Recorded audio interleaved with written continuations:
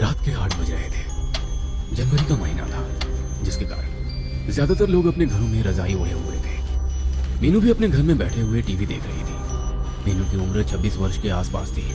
अभी मीनू आराम से टीवी पर सास बहू का नाटक देख रही थी। अचानक उसके फोन की रिंग बज उठी। फोन की रिंग बजते ही मीनू ने बुरा सा मुंह बनाया, जैसे मानो किसी ने उसको जबरदस्ती करेले का जूस मुंह में पिला दिया हो। उसने देखा फोन उसकी बेस्ट फ्रेंड पूजा का आ रहा था। मीनू ने जल्दी से फोन रिसीव किया। मीनू मीनू यार, जितना जल्दी हो सके मेरे घर आ जा। मेरे मम्मी पापा किसी शादी में गए हुए हैं और मुझे बार बार ऐसा लग रहा है जैसे मेरे घर में कोई है। यार तू कहीं पागल तो नहीं हो गई है? इतनी पढ़ी लिखी होकर भी अनपढ़ों वाली बात करती है। आज के जमाने में कोई भूत प्रेत नहीं होता है, ठीक है? पूजा की दहशत में डूबी हुई आवाज आई। मीनू माँ कसम, मुझे पूरे घर में पायल की आवाज आ रही है, जैसे मानो हमारे घर में कोई लड़की पायल पहन कर घूम रही हो। तू तो यार सच में पागल हो गई है। तभी दूसरी तरफ से पूजा की जोरदार चीख सुनाई दी। पूजा पूजा क्या हुआ? पूजा पूजा कुछ बोल क्यों नहीं रही? वो कई बार बोली पर फोन तो कर चुका था। मीनू ने जल्दी से पूजा को फोन मिलाया, पर पूजा का फोन बंद जा रहा था। मीनू की हालत बहुत खराब हो गई थी। सारा बदन पसीने पसीने हो गया था।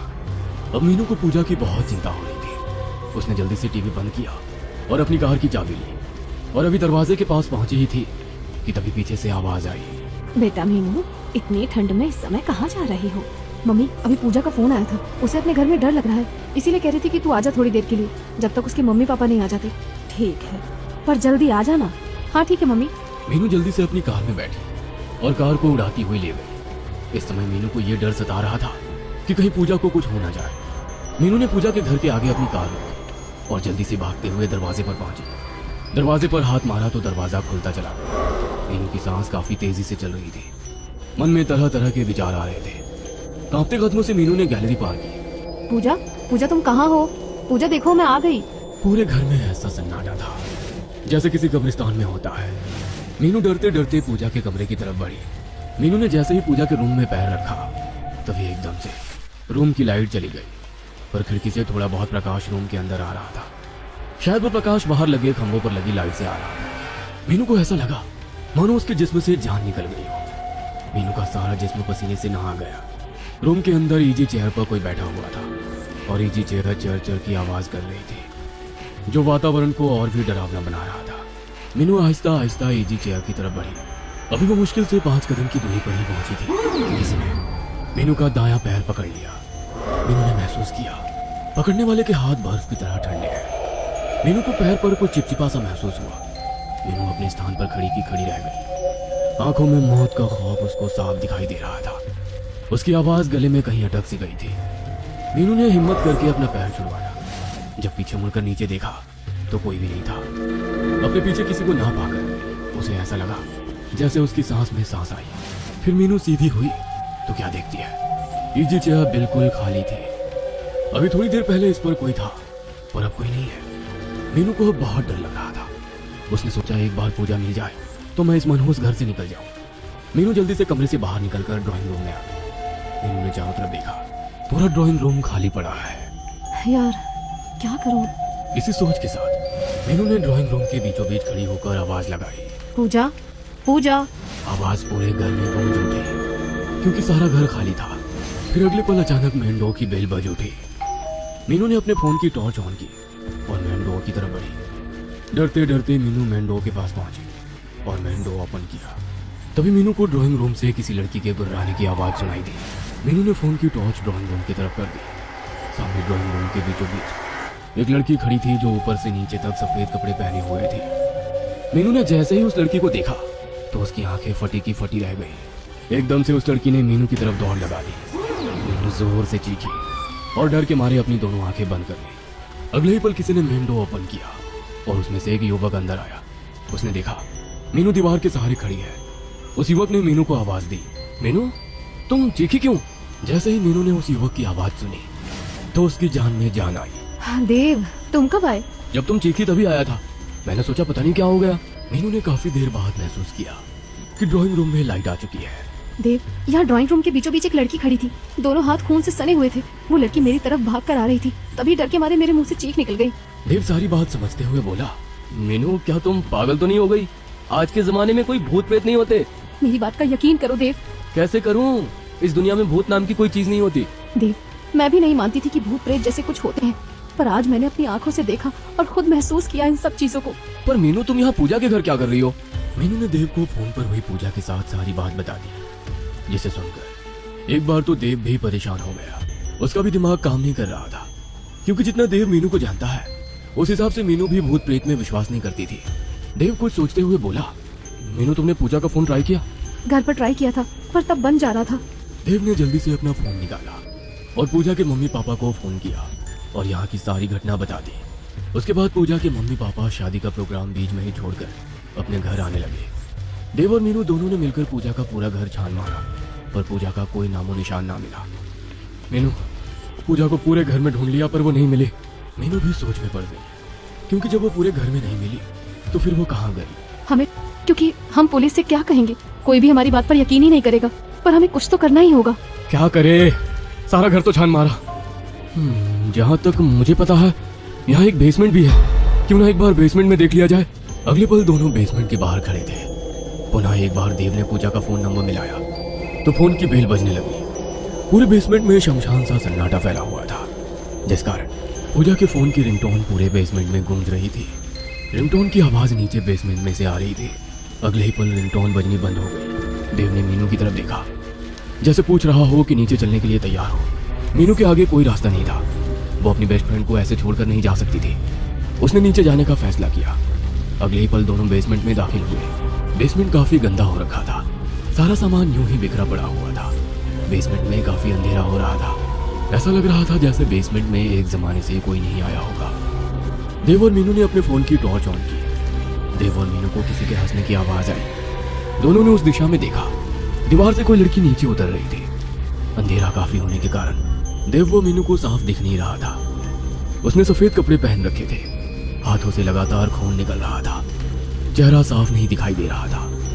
मीनू ने जल्दी से देव की बाजू पकड़ ली। देव, ये वही लड़की है जिसे मैंने ऊपर ड्राइंग रूम में देखा था। मीनू का सारा जिस्म सूखे पत्ते की तरह कांप रहा था। एक बार फिर आंखों में मौत का खौफ छा गया था। देव की भी हालत खराब हो रही थी, पर वो जानता था अगर इस समय खुद को ना संभाला तो कुछ भी हो सकता है। देव ने हिम्मत करके पूछा, कौन हो तुम? लड़की धीरे धीरे देव और मीनू की तरफ बढ़ रही थी, जैसे मानो पैरों में मेहंदी लगी हो। उस लड़की के हाथ से अब भी लगातार खून निकल रहा था।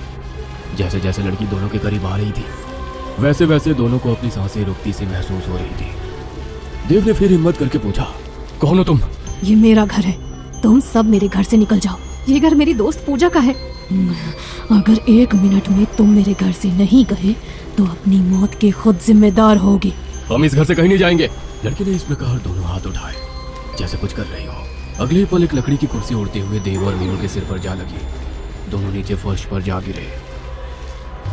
दोनों ने जैसे ही अपना अपना फोन उठाया, अगले ही पल एक तेज धार चाकू उड़ता हुआ सीधा देव के फोन वाले हाथ में लगा। चाकू देव के हाथ के आर पार हो गया। देव अपना हाथ पकड़कर तड़पने लगा। उसके हाथ से खून निकल रहा था। देव ने तड़पते हुए कहा, मीनू, जल्दी से फोन की टॉर्च बंद करो। मीनू ने जल्दी से फोन की टॉर्च बंद की और देव का हाथ पकड़कर सीढ़ियों की तरफ भागी। देव हाथ में चाकू लगने के बावजूद भी लगातार भागे जा रहा था, क्योंकि उसे पता था बेसमेंट में एक पल भी रुकना अपनी मौत को न्योता देने के बराबर है। देव व मीनू को अपने पीछे सामान फेंकने की आवाज आ रही थी। दोनों में से एक ने भी पीछे मुड़कर देखने की कोशिश नहीं की। ऊपर आते ही दोनों को अपनी उड़ती हुई सांसों को काबू करने में 2 मिनट का समय लगा। अगले पल पूजा के घर के बाहर एक कार आकर रुकी। उस कार में कोई और नहीं बल्कि पूजा के मम्मी पापा थे। देव व मीनू भागते हुए कार के पास पहुंचे।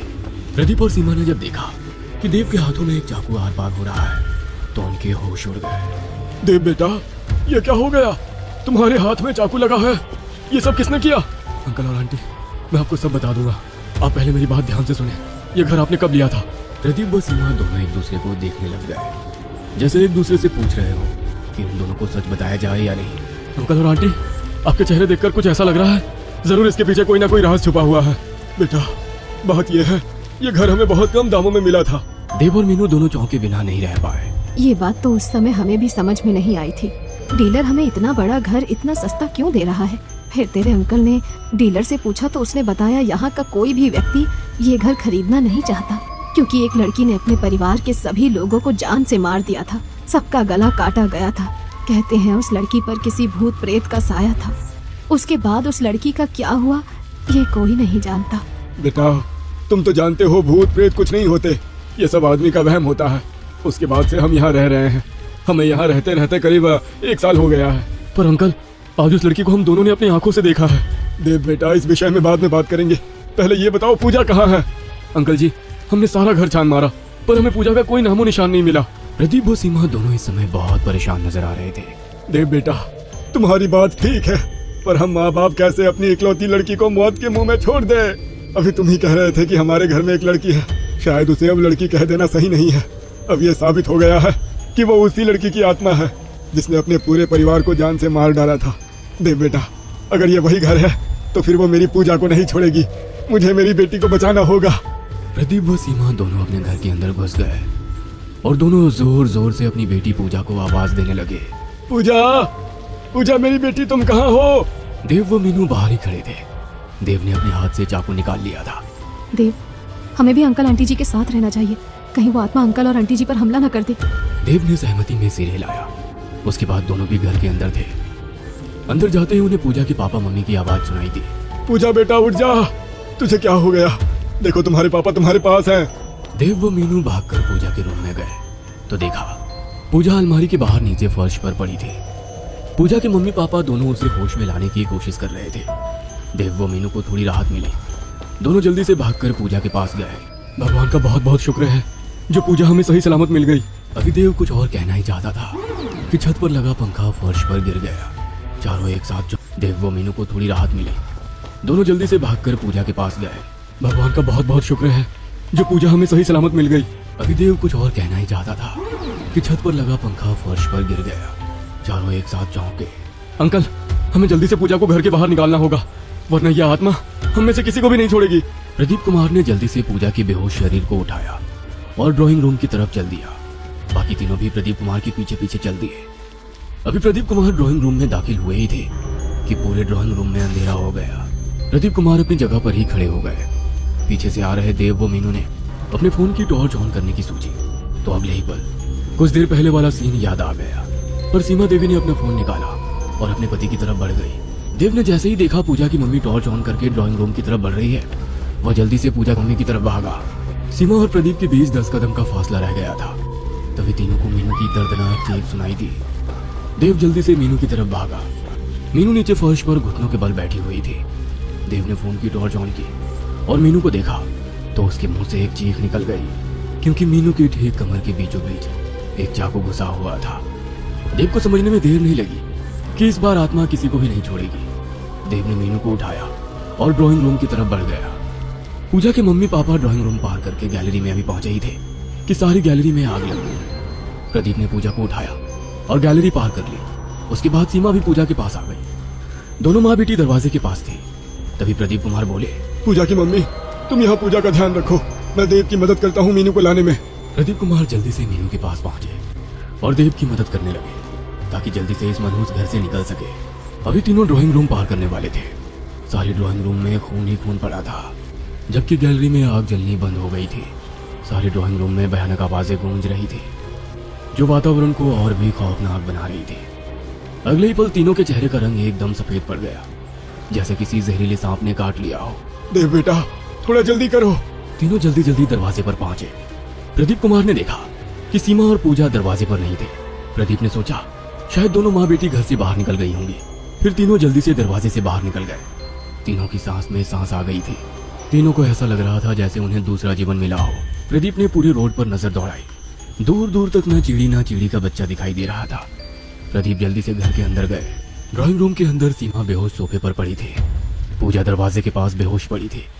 उसने जल्दी से पूजा को घर से बाहर निकाला और दोबारा घर के अंदर घुस गया। ड्राइंग रूम के अंदर जाने के बाद सोफा से सीमा को उठाया और जल्दी से दरवाजे पर पहुंच गया। देव और मीनू दरवाजे के बाहर खड़े थे। अंकल जी, जल्दी से बाहर आ जाइए। प्रदीप ने जैसे ही दरवाजा खोलना चाहा, पर दरवाजा नहीं खुला। प्रदीप दरवाजे को पीटने लगे। मीनू और देव भी बाहर से दरवाजा खोलने की पूरी कोशिश कर रहे थे। देव, अभी तक दरवाजा ठीक था, एकदम से अचानक कैसे जाम हो गया ये, जो खुल ही नहीं पा रहा है। तभी गैलरी में एक लड़की की आवाज गूंजी, ये मेरा घर है, जो भी मेरे घर में आएगा वो सीधा ऊपर जाएगा। अगले ही पल सारे घर में आग लग गई। सारा घर होलिका की तरह जलने लगा। 1 महीने बाद पूजा ने अपना पुराना घर, जहाँ उसके मम्मी पापा की डेथ हुई थी, वो घर हमेशा हमेशा के लिए छोड़ दिया था। पूजा का बहुत बुरा हाल हो गया था। अब पूजा एक फ्लैट में रहती थी। पूजा के पापा का खुद का बिजनेस था, जिसे अब पूजा खुद देख रही थी। पूजा मम्मी पापा के डेथ के बाद पूजा लगभग 10 दिन तक मीनू के घर रही थी। पूजा ने काफी मना किया था, पर मीनू के मम्मी पापा नहीं माने, क्योंकि पूजा के मम्मी पापा के सिवा उसका कोई नहीं था। कुछ एक रिश्तेदार थे, सब आए और चले गए। पूजा के साथ मीनू और उसका परिवार था, जो पूजा के इस बुरे समय में उसके साथ थे। देव ने भी काफी हद तक पूजा की संभलने में मदद की थी। पूजा के मम्मी पापा के डेथ के अगले दिन ही पुलिस आई थी। देव ने सब कुछ बता दिया था। पुलिस ने देव का बयान दर्ज करके फाइल बंद कर दी थी। देव और मीनू पूजा से मिलने अक्सर उसके फ्लैट पर जाते थे, ताकि वो अपने मम्मी पापा के दुख से बाहर निकल सके। 10 मार्च को पूजा का जन्मदिन था। वह जन्मदिन बिल्कुल भी नहीं मनाना चाहती थी, क्योंकि उसके मम्मी पापा को गुजरे 1 महीना बीत गया था।